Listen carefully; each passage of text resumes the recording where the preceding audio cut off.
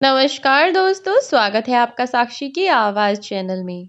तो दोस्तों, आज की कहानी है जब बहू ने पीट पीट कर सास की हड्डियां तोड़ दीं, तो घर पहुंची ननंद ने अपनी मां की हालत देखकर भाभी के साथ कुछ ऐसा किया जो उसने कभी सोचा न था। कहानी के पहले भाग में हमने जाना कि जब संजना ने पीट पीट कर अपनी सास को वहीं पर बेहोश छोड़ दिया कि तभी अचानक दरवाजे की घंटी बजी। संजना ने जाकर देखा तो दरवाजे पर उसकी ननंद और उसके नंदोई खड़े थे। संजना चौंक गई कि अब वह क्या करे, क्योंकि अंदर उसकी सास बेहोश पड़ी थी। आइए जानते हैं संजना ने क्या किया। लेकिन इस बार तो ना ही जिया ने फोन पर कुछ बताया और ना ही वह अकेली आई थी। उसके साथ उसका पति भी था और वह भी अपनी यूनिफॉर्म में। संजना उस पल कुछ समझ ही नहीं पा रही थी, क्योंकि चौक में उसकी सास बेहोश पड़ी हुई थी और दरवाजे पर उसकी ननंद और उसका पुलिस वाला पति खड़े थे। संजना क्या करे क्या नहीं, वह कुछ समझ नहीं पा रही थी और अचानक ही चीखने चिल्लाने लगी और बोली, दीदी, बिल्कुल सही समय पर आई हैं आप। मैं कितनी देर से मदद के लिए चिल्ला रही थी, पर किसी ने मेरी आवाज़ नहीं सुनी। अच्छा हुआ कि आप आ गईं। आइए ना दीदी, देखिए देखिए माँ जी को क्या हो गया है। मगरमच्छ के आंसू बहाती हुई संजना अपनी नंद के आगे नाटक करने लगी। जिया दौड़ती हुई घर के अंदर आई।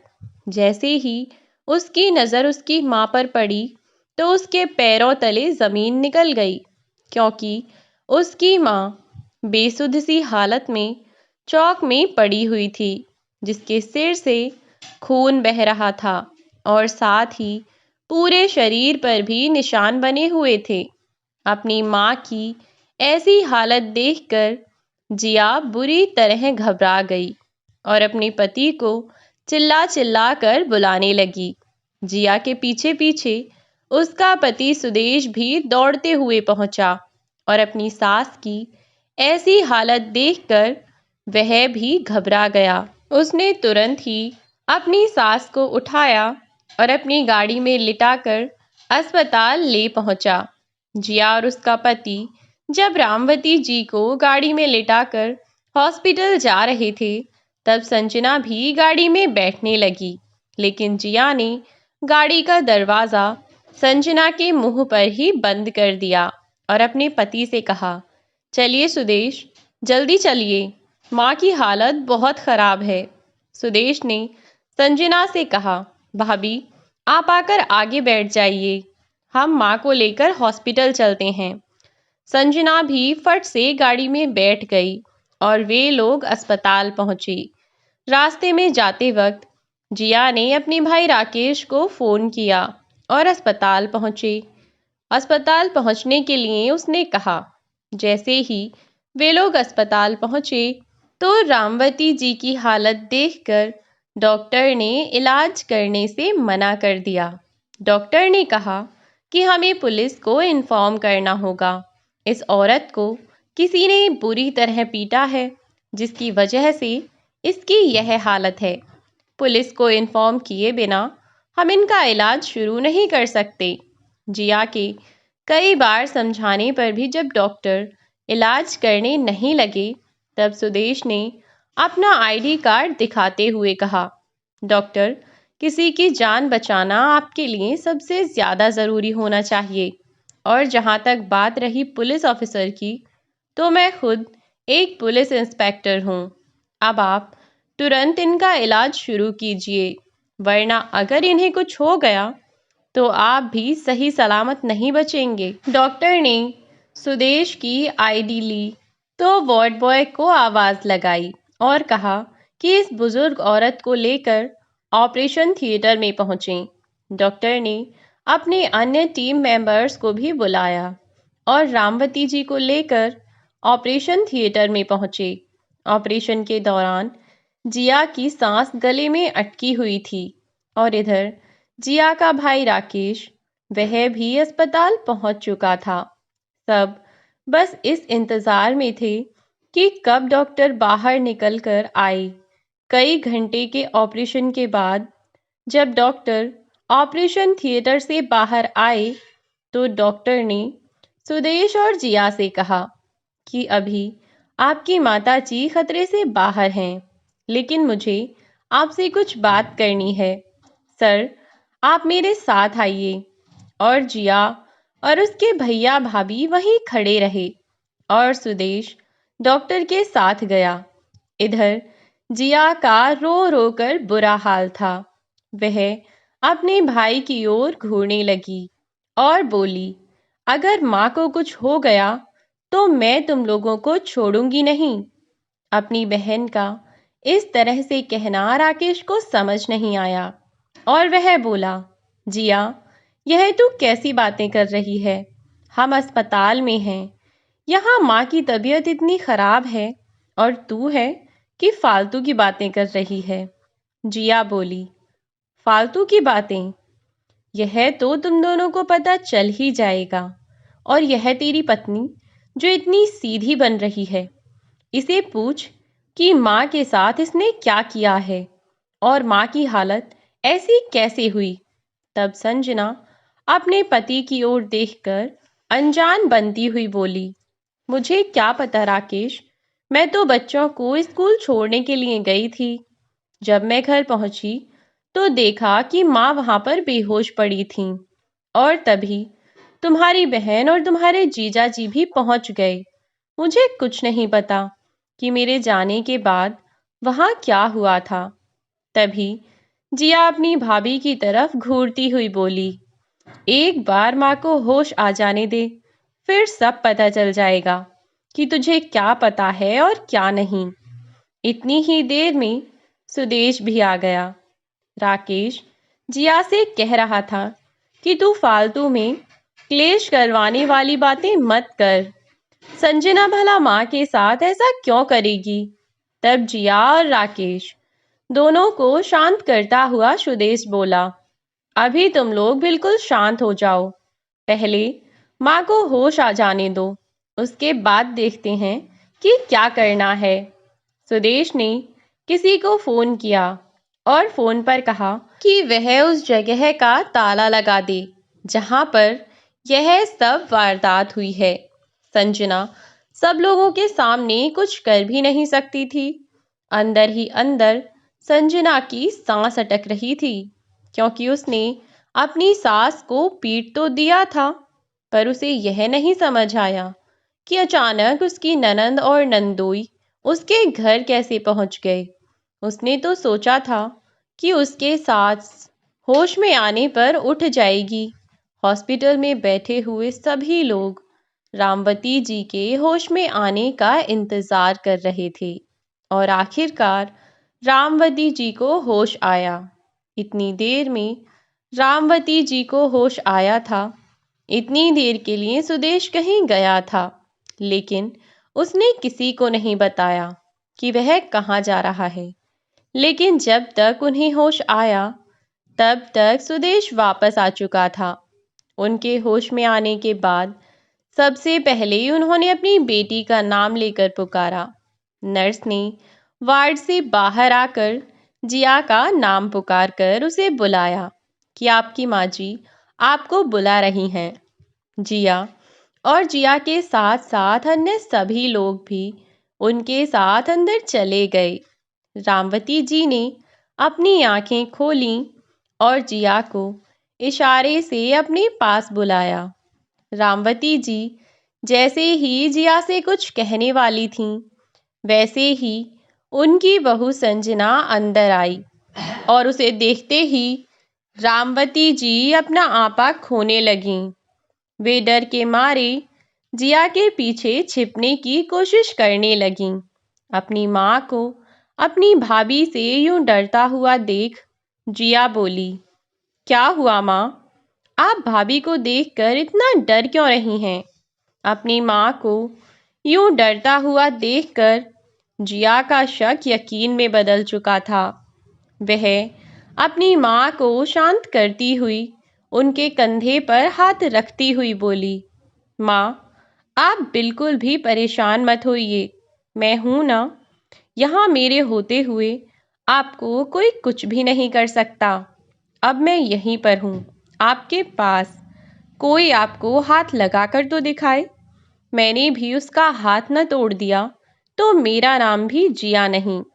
वह तो उस वक्त मैं आपसे दूर थी, इसलिए आपके लिए कुछ नहीं कर पाई, लेकिन अब आपको कोई छू भी नहीं सकता। सुदेश भी अपनी सास का हाथ को पकड़ता हुआ बोला, माँ जी, आप बिल्कुल भी परेशान मत होइए, मैं और जिया अब यहीं हैं। आपको किसी से भी डरने की कोई ज़रूरत नहीं है। अब आप हमें यह बताइए कि आपको इतनी चोट पहुंची कैसे? आपको इतनी बुरी तरह से आखिर किसने मारा? तब रामवती जी अपनी बहू की तरफ देखने लगीं। उस पर ही उनकी बहू उनकी तरफ तिरछी नजरों से देखने लगी। रामवती जी तभी सुदेश संजना के सामने आकर खड़ा हो गया और बोला, माँ जी, अगर आप हमें नहीं बता सकती तो अपने बेटे को ही बता दीजिए कि आपके साथ यह सब कैसे हुआ और किसने किया। आखिर आपको इतनी बुरी तरह से चोट कैसे लगी? मैं सब कुछ जानता हूँ, लेकिन फिर भी आप अपने मुंह से सबको सच्चाई बताएं तो ज्यादा अच्छा होगा। तब रामवती जी ने जैसे ही सब कुछ सच सच बताना शुरू किया, वैसे ही संजना रामवती जी पर चिल्लाकर पड़ी, झूठ बोल रही है यह बुढ़िया, मैंने ऐसा कुछ नहीं किया। लगता है सर पर चोट लगने की वजह से अपना मानसिक संतुलन खो बैठी है, इसीलिए कुछ भी अनाप शनाप बोले जा रही है। मैंने ऐसा कुछ नहीं किया। इस पर सुदेश बोला, संजना भाभी, अगर आप कुछ ना ही बोलें तो बेहतर होगा, क्योंकि सच्चाई तो मैं वैसे भी पता करवा ही चुका हूँ। मैं तो बस माँ जी के मुंह से सुनना चाहता था। आपने जो इनके साथ किया है ना, उसकी सजा भुगतने के लिए आप तैयार हो जाइए। अपनी सास पर हाथ उठाते हुए आपको शर्म नहीं आई? अरे, कुछ नहीं तो उनकी उम्र का ही लिहाज कर लिया होता। राकेश भी वहां खड़ा खड़ा सब सुन रहा था कि कैसे उसकी पत्नी ने अपनी सास को इतनी बेरहमी से पीटा, वह भी एक मामूली सा वॉश टूट जाने पर। उसके लिए उसकी सास की जान से कई गुना ज्यादा कीमती वह तोहफा था जो उसके पिता ने उसे दिया, और इस जरा सी बात पर उसने अपनी बीमार सास को पीट पीट कर उसकी हड्डियां तोड़ दी। राकेश ने भी जब यह सब सुना तो उसकी भी आंखें नम हो गईं और संजना को 3-4 तमाचे जड़ दिए और बोला, कैसी बेगैरत इंसान है तू। मेरी माँ ने तेरे लिए क्या कुछ नहीं किया, हमेशा ही तुझे अपनी बेटी की तरह प्यार किया, लेकिन तू बेटी बनना तो दूर, तू तो उनकी बहू भी नहीं बन पाई। तू इंसान नहीं, हैवान है, इंसान के रूप में जानवर है। क्या तुझे एक पल के लिए भी यह ख्याल नहीं आया कि तू मेरी माँ को इतनी बेरहमी से पीट रही है? अगर उन्हें कुछ हो गया तो तेरा क्या होगा? इतनी ही देर में जिया भी कहाँ पीछे रहने वाली थी। जिया ने भी मौके पर ही संजना को पीटना शुरू कर दिया और पीटते पीटते उसे अपनी माँ के वार्ड से बाहर घसीट दिया और सुदेश को बोला कि वह पुलिस स्टेशन से किसी को बुलवाकर इसे अरेस्ट करवा दे। सुदेश ने पहले ही अपने पुलिस स्टेशन में सारी इन्फॉर्मेशन दे दी थी और अब तक तो लेडी कांस्टेबल भी आ चुकी थी जो कि संजना को अरेस्ट करके ले गई। संजना उनके सामने रोती गिड़गिड़ाती रही, लेकिन किसी ने उसकी बात नहीं सुनी और उसे पुलिस स्टेशन ले गए। आज भी सुदेश और जिया कोर्ट की तारीख में जा रहे हैं। आज तारीख करते करते पूरे 6 महीने हो गए थे और अब रामवती जी अपने छोटे से पोते को अपनी माँ के लिए तड़पता हुआ नहीं देख पा रही थीं। सुदेश का ट्रांसफर इसी शहर में हो गया था, तो जिया अपने भाई और भतीजे के साथ ही रह रही थी। अब रामवती जी ने फैसला किया कि वह उसे वापस ले आएंगी और अपनी बहू को रिहा करवा देंगी। हालांकि जिया और सुदेश, यहाँ तक कि राकेश ने भी अपनी माँ को मना किया कि वह अपना केस वापस ना ले। आखिर संजना को उसके किए की सजा मिलनी ही चाहिए, क्योंकि उसने कोई छोटी मोटी गलती नहीं की, बहुत बड़ा गुनाह किया है जिसकी माफी उसे नहीं मिलनी चाहिए। सभी का एक ही मत था, लेकिन रामवती जी के बारे में वह अपने पोते के बारे में सोच रही थीं, जो अभी बहुत छोटा था, जिसे अपनी माँ के प्यार की ज़रूरत थी। लेकिन यह बात भी सच थी कि अगर संजना को अभी तक अपनी गलती का एहसास ही ना हुआ तो। लेकिन जब रामवती जी संजना से मिलने के लिए पुलिस स्टेशन गईं, तो उन्हें पता चला कि संजना को अपनी गलती का एहसास है और वह अपने किए पर शर्मिंदा भी है। संजना ने अपनी सास के पैरों में गिरकर उनसे माफ़ी मांगी और कहा, मुझे माफ़ कर दीजिए माँ जी। मैं जानती हूँ कि मैं अपने गुस्से में आकर मैंने आपके साथ बहुत गलत किया है। उससे आपकी जान भी जा सकती थी और इसीलिए मैं अपनी गलती पर बहुत ज़्यादा शर्मिंदा हूँ। मेरा यह गुनाह माफ़ करने के काबिल नहीं है, मैं जानती हूँ, लेकिन फिर भी अगर हो सके तो मुझे माफ़ कर दीजिएगा। मैं इसलिए बिल्कुल आज़ाद नहीं होना चाहती कि मैं खुद को बेगुनाह समझती हूँ। मैं जानती हूँ कि मैं बहुत बुरी हूँ और मैंने आपके साथ बहुत गलत किया है, पर अपने बच्चे को देखे बिना मैं नहीं रह सकती। इसीलिए एक झूठी सच्ची आस पर जी रही हूँ कि शायद मैं यहाँ से आज़ाद हो जाऊँ और अपने बच्चे से मिल पाऊँ। वरना पता नहीं, एक बार मुझे सज़ा हो गई तो उसके बाद जैसे बाहर निकलने पर वह मेरा चेहरा देखना भी चाहेगा या नहीं। मैं परिवार के बाकी सदस्यों की नज़रों में इतनी बुरी हूँ कि वे लोग मेरा चेहरा भी देखना नहीं चाहते। और सच में अगर बड़े होकर मेरे बेटे को यह बात पता चलेगी तो वह भी मुझसे इतनी ही नफरत करेगा। लेकिन मैं क्या करूँ माँ जी, आप भी तो एक माँ है ना, और एक माँ का दर्द समझ सकती हैं। मैं केवल अपने बच्चे के लिए यहाँ से बाहर आने की एक झूठी उम्मीद रखे बैठी हूँ, चाहे जो भी हो। पर मैं जानती हूँ कि मैं आपकी बहुत बड़ी गुनहगार हूँ। यह कहती हुई आंखों में आंसू भरकर संजना अपनी सास के कदमों में गिर पड़ी और उनके पैरों में लिपटकर उनसे माफ़ी मांगने लगी। रामवती जी आज अपनी बहू से मिलकर लौटी तो वह बहुत गहरी सोच में डूबी हुई थीं। आखिरकार उन्होंने फैसला ले लिया कि वह अपनी बहू को आज़ाद करा देंगी, क्योंकि उन्हें पता चल चुका था कि उनकी बहू को सच में अपनी गलती का पछतावा है। और किसी भी इंसान को अपनी गलती का पछतावा हो जाए, यह सबसे बड़ी बात है। बस यही सोचकर उन्होंने उसे माफ़ कर दिया। अपनी माँ का ख्याल रखने के लिए जिया अपने घर में ही रहती है। संजना घर में रहते हुए भी परिवार में नहीं रहती। पूरे परिवार में कोई भी उससे मतलब नहीं रखता और ना ही कोई उससे बात करना भी पसंद करता है। और वह अपनी गलती को सुधारने की कोशिश में लगी हुई है। वह जानती है कि उसकी गलती माफ़ी के लायक नहीं है, लेकिन उसे उम्मीद है कि एक दिन वह अपनी सास की मदद से सबको एक न एक दिन मना ही लेगी। तो दोस्तों, यह थी हमारी आज की कहानी। जिन्होंने कहानी का पहला भाग नहीं देखा, डिस्क्रिप्शन में जाके चेक करें, पहले पार्ट का लिंक मिल जाएगा। आज के लिए बस इतना ही, मिलती हूँ नई वीडियो में। और हाँ, वीडियो अच्छी लगी हो तो लाइक और शेयर करना ना भूलें। चैनल को सब्सक्राइब ज़रूर कर दें अगर आप इस चैनल पर नए हैं तो। मिलती हूँ नई कहानी में, तब तक के लिए बाय बाय मेरे प्यारे दोस्तों।